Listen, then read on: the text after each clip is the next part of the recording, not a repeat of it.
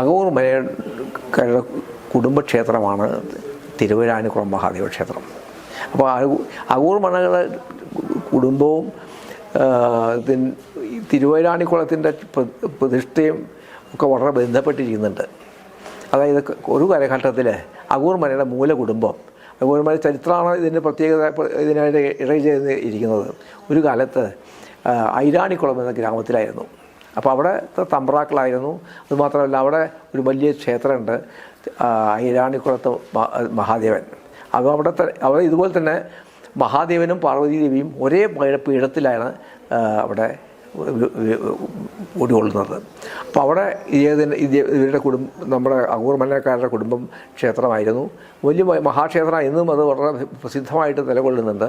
ആ ക്ഷേത്രത്തിൽ ദിവസവും അദ്ദേഹം കാലത്ത് പോയി പൂജ കാര്യങ്ങളൊക്കെ ഭജനൊക്കെ നേരത്തെ 11 വരെ ആ അമ്പലത്തിൽ തന്നെയായിരിക്കും. അപ്പം അങ്ങനെ വളരെയധികം ഭക്തനായിരുന്നു, ശിവഭക്തനായിരുന്നു. അങ്ങനെ അവിടെ കഴിഞ്ഞു കൊണ്ടുന്ന കാലത്ത് അന്ന് ഈ സമ്പ്രാക്കളാവുന്ന എല്ലാ കാര്യങ്ങളും എന്തെങ്കിലും ഉപദേശങ്ങൾ വേണമെങ്കിൽ രാജാവ് ഈ സമ്പ്രാക്കളോടാണ് ചോദിക്കുക. അങ്ങനെ ഉപദേശങ്ങൾ കൊടുക്കും, അത് ആധ്യാത്മിക കാര്യങ്ങളിൽ. പക്ഷേ ചില കാര്യങ്ങളിൽ അദ്ദേഹവുമായിട്ട് മഹാരാജാവുമായിട്ട് ചില അസ്വരസങ്ങളുണ്ടായി, കാരണം ആധ്യാത്മിക കാര്യങ്ങളിൽ. അപ്പോൾ അദ്ദേഹം പറഞ്ഞു, ഞാൻ ഇവിടെ ഈ സമ്പ്രാക്കള സ്ഥാനമായിട്ട് ഇവിടെ ഇരിക്കുന്നില്ല, ഞാൻ പോവുകയാണ് എന്ന് പറയുകയും അങ്ങനെ ഇവിടെ നമുക്ക് ഈ അകവൂർ മലയ്ക്ക് വെള്ളാരപ്പള്ളിയിൽ സ്ഥലമൊക്കെ ഉണ്ടാകുന്നുണ്ട്.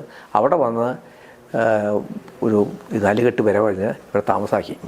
അപ്പോൾ ഇദ്ദേഹത്തിന് വലിയ മനപ്രയാസം, അയ്യോ എനിക്ക് മഹാദേവനെ ദർശിക്കാൻ പറ്റുന്നില്ലല്ലോ എന്നുള്ള വിചാരം. അപ്പോൾ ആ കാലഘട്ടത്തിലാണ് അകവൂർ ചാത്തൻ്റെ ജനനം. അകവൂർ ചാത്തൻ ഇവിടെ കുറച്ച് പ്രായമായി. അപ്പോൾ ഒരു കുട്ടിയെ ഇവിടെ കിട്ടി, പുഴയുടെ തീരത്ത് അതിലെടുത്ത് വളർത്തി. അത് ആദ്യം ഒരു വാല്യക്കാരനായിരുന്നു, പിന്നെ ഒരു കാര്യസ്ഥനായി, പിന്നെ ഇവിടെ ഉപദേശകനായി മാറുകയുണ്ടായത്. അപ്പോൾ അദ്ദേഹത്തിൻ്റെ ഈ വിഷമം കണ്ടിട്ട് അകവൂർ ചാത്തൻ ചോദിച്ചു, ഇതെന്താണ് അങ്ങേക്ക് ഇത്ര വിഷമം?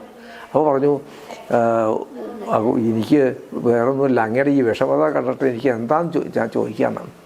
അപ്പോൾ പറഞ്ഞു, എനിക്ക് ഈ മഹാദേവനെ തൊഴാൻ പറ്റാത്തതിൻ്റെ വിഷമമാണ്, അവിടുന്ന് പോയേ പിന്നെ എനിക്കത് പറ്റുന്നില്ല. അങ്ങനെ അദ്ദേഹത്തിൻ്റെ താല്പര്യപ്രകാരം ഒരു ചാത്തൻ വളരെ ദിവ്യനും അമാനുഷനുമാണ്. ചാത്തൻ്റെ കരിങ്കൽ തോണിയിൽ അദ്ദേഹത്തിനെ കൊണ്ടുപോയി തൊഴുതിച്ചു വന്നിരുന്നു എന്നാണ് പറയപ്പെടുന്നത്. അങ്ങനെ കുറച്ച് കഴിഞ്ഞപ്പോൾ ഇതൊരു ഒട്ടും വയ്യാതെയായി, നടക്കാനും കൂടി വയ്യാതെയായി. അപ്പോൾ നടക്കിയെന്ന് പ്രാർത്ഥിച്ചു, അയ്യോ മഹാദേവ, എനിക്ക് അങ്ങേ വന്ന് കാണാൻ പറ്റില്ലല്ലോ എന്ന് പ്രാർത്ഥിച്ചപ്പോൾ അദ്ദേഹത്തിനൊപ്പം കുടപ്പുറത്ത് മഹാദേവൻ ഇങ്ങോട്ട് പോകുന്നുവെന്നും അങ്ങനെയാണ് ഇവിടെ വന്ന് പ്രതിഷ്ഠ, ഇവിടെ ഒരു അനുഭവം, ഇവിടെ ഇദ്ദേഹത്തിനെ കുട വച്ചപ്പോൾ അതിൻ്റെ ഭാരം കുറഞ്ഞു എന്നും അങ്ങനെ ഇവിടെ ആ കണ്ട സ്ഥലത്ത് ഒരു സ്വയംഭൂവായിട്ട് മഹാദേവൻ ഇവിടെ പ്രത്യക്ഷപ്പെടുകയുണ്ടായത്. അവിടെയാണ് വലിയ ക്ഷേത്രങ്ങളൊക്കെ പണിഞ്ഞ് ഇന്ന് കാണുന്ന തിരുവൈരാണിക്കുളം മഹാദേവ ക്ഷേത്രം. അവിടുന്ന് തിരിഞ്ഞു പോകുന്നതുകൊണ്ട് തിരുവൈരാണിക്കുളം മഹാദേവ ക്ഷേത്രം എന്ന പേരിൽ പ്രസിദ്ധമായി.